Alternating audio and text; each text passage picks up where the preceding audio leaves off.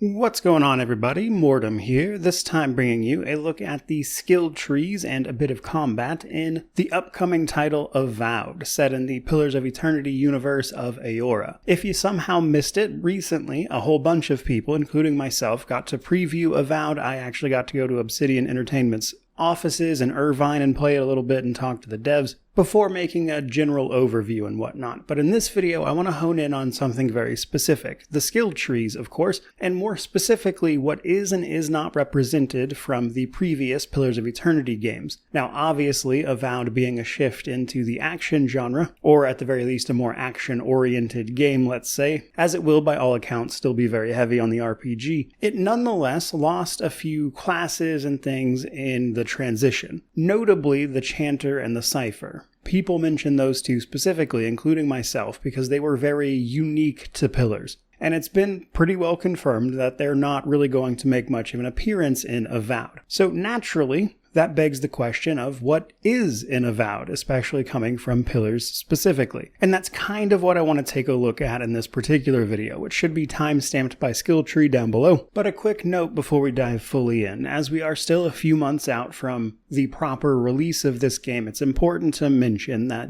stuff like this is subject to change. Now, given how close we are to the release date, what I would personally expect to change are exact numbers. That is to say, this thing does so much damage. That's the kind of thing that's going to be affected by balancing passes as they continue to fine-tune the game ahead of release. What is very unlikely to change, really, is the actual abilities and skills and trees themselves, which is why I'm going ahead and covering it, but it's still worth a mention. Now, before we dive fully into the skill trees themselves, we first have to take a look at what one could have reasonably expected to be here in the first place, which I would say is the classes from Pillars of Eternity 2 and what they do. So taking a quick look at character creation in that game, you can see that we have 11 total base classes. Pillars 2 did allow you to multi-class. You could pick one of these and one other class, which you had to choose at character creation if you wanted to do that, and you could mix it up. So Avowed's more classless system that allows you to pick and choose does absolutely have some precedence, let's say.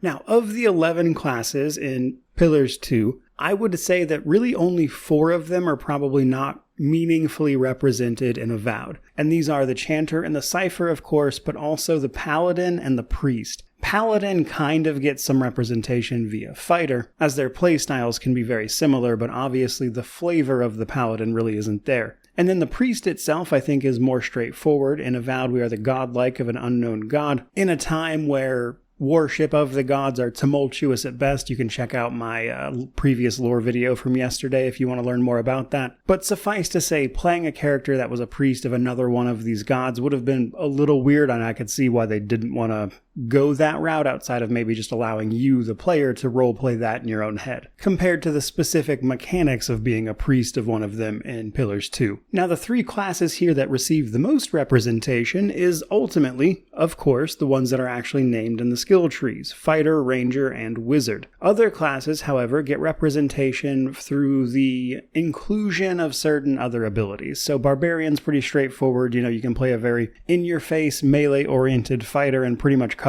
what a Barbarian's class fantasy is.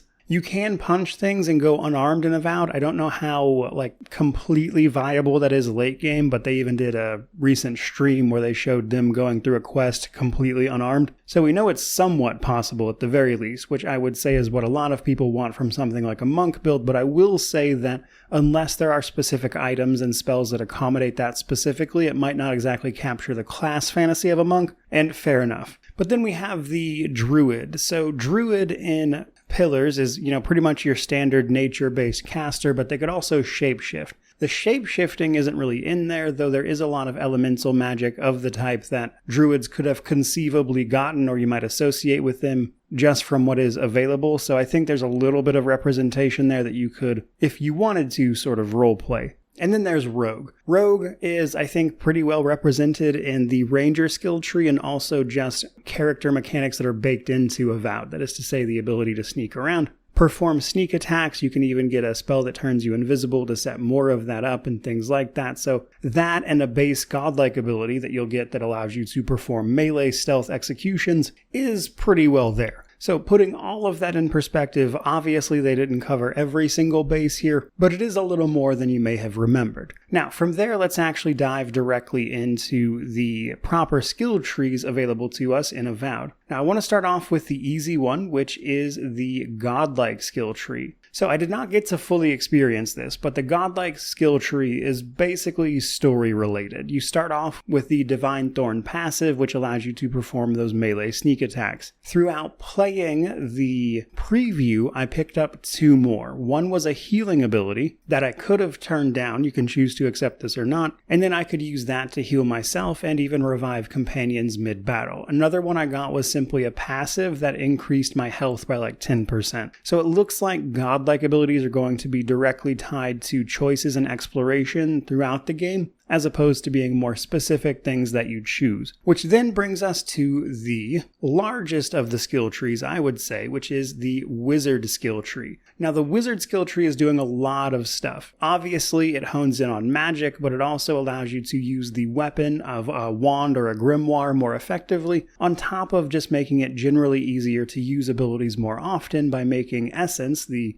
substance we use to cast all of our abilities, more readily available. Now, I want to start this off by saying that wands and grimoires are typically the weapons you would associate with this, but it's important to understand how they work, because your spells are not directly tied to those. Wands just perform a basic sort of projectile magical ranged attack. It can be upgraded like any other weapon, but it is intrinsic to that weapon. You can be good with a wand without necessarily investing in a bunch of spells. Then we have the grimoire. Grimoires are actually directly from pillars, and the way they work is that you'll equip them and they will have a bunch of spells that then your character can use. However, it's also possible to learn these spells available to you directly in your skill tree, and if you use a grimoire to cast a spell that you have already learned via skill points, then you're going to cast an empowered version of it. And a lot of this is done through Grimoire Mastery, a passive for the Wizard skill tree that allows you to cast higher level Grimoire spells while also decreasing the essence cost associated with doing so, making you readily able to cast more. But now let's talk specifics here. So first up, we've got Minor Missile. Basically your standard magic missile sort of attack. As you upgrade it, you can summon more of them, and it deals a bunch of damage to nearby enemies on impact, costs a little bit of essence, regular cooldown. Then we have Armored Essence. This removes the penalty to your essence from light and medium armor, basically just allowing you to be armored and also cast your spells more efficiently. Then we have Wand Mastery. Like I said, this just increases the damage you deal with wands as a weapon. No surprises there. Then for some of our introductory skills, or spells rather, we have Chill Blades, an ice projectile attack that when upgraded can pierce enemies and also freeze them. Fan of Flames, a cone of fire, setting things on fire, as you might imagine, and it gets stronger as you upgrade it, of course, increasing the area and all that. And then, of course, the third one is simply the electrical version of the same thing. But after that, we get into slightly more interesting stuff, starting with Corrosive Siphon. This is periodic poison damage via a channeled beam that actually converts energy into health for you, which goes really well with the passive we're about to talk about. Then there is Parasitic Staff, a summoned staff of negative energy that allows you to restore essence as you hit enemies with it. Now this is also notable because I don't think I saw any equipable staffs otherwise. And then last, for that level 1 tier, we've got Arcane Veil. This uses your essence to absorb incoming damage and also protect you while you are attempting to cast spells. Further upgrades will see it do things like reflect projectiles as an example. But then we're on to Tier 2 with the Blast passive. This increases the power attacks for your wands, causing them to explode on impact, potentially stunning enemies, and dealing more damage, of course. You can also pick up the Bounce passive, which allows power attacks with wands to bounce from enemy to enemy, which I imagine, combined with that explosive one, would be kind of fun to mess around with. But then for spells, starting at level 5, we start to get the stronger versions of other stuff, such as Blizzard, hitting nearby enemies with cold damage, Fireball, which I think probably needs no explanation at this point,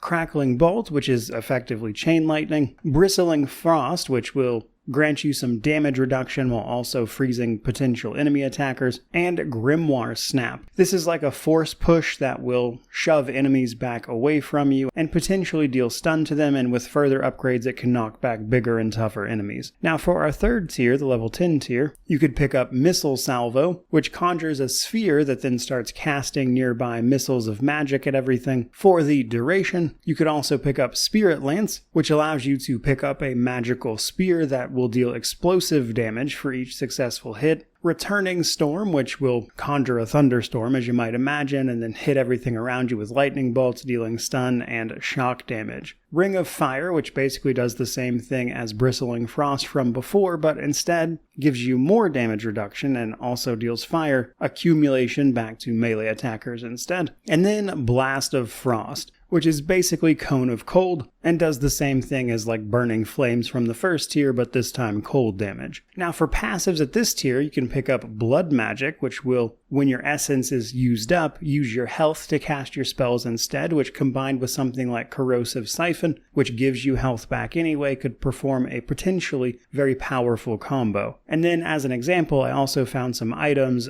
while I was playing the game that could regenerate your health, so that might be a potential playstyle there. And then there is Harvest Essence. Basically, in order to get essence back passively, you need to kill enemies, which will drop essence that you can then pick up to fuel more of your abilities. This makes those essence worth more, as they will restore more of your essence back to you. Now for our fourth tier, we start with Freezing Pillar, a high damage ice attack that will hit everything around you for frost, and potentially, when upgraded, linger around in the area of effect to continue to put down frost on enemies. We then have Black Bow, which will let you summon a magical bow that deals high poison damage, and when upgraded could even potentially pierce through enemies as well, which might be one of your late game options for something like a stealth archer. And then there is Pull of Aora. This is effectively like a gravity bomb that pulls in enemies into a central point, and the more you upgrade it, the more enemies it will affect at a time, potentially allowing you to set up like explosive related attacks. And then for our passives here, we get the Secret of Rime, which increases your frost dealt, followed by the same thing but for other elements like Scion of Flame, Spirit of Decay, Heart of the Storm, etc. Which brings us to our final two wizard abilities, Arcane Seal and Meteor Shower. So Arcane Seal is pretty straightforward. You put a seal down on the ground, which will then regenerate your essence while you are inside of it, potentially allowing you to cast spells almost non-stop. And then we have Meteor Shower, a standard spell, I would say really, but you can draw down a cataclysmic meteor shower for very high damage, and of course fire on top of it. So that seems to be what we can expect of the wizard spells. You can kind of see there's some nature oriented stuff. They got a little bit of summoning in there, and while I don't think it's bad by any means, truth be told, that is a fraction of the spells that are available even to just a wizard in Pillars, which isn't unusual at all for an isometric game. But in a more action focused game, I think they did a pretty good job of giving you some options here, but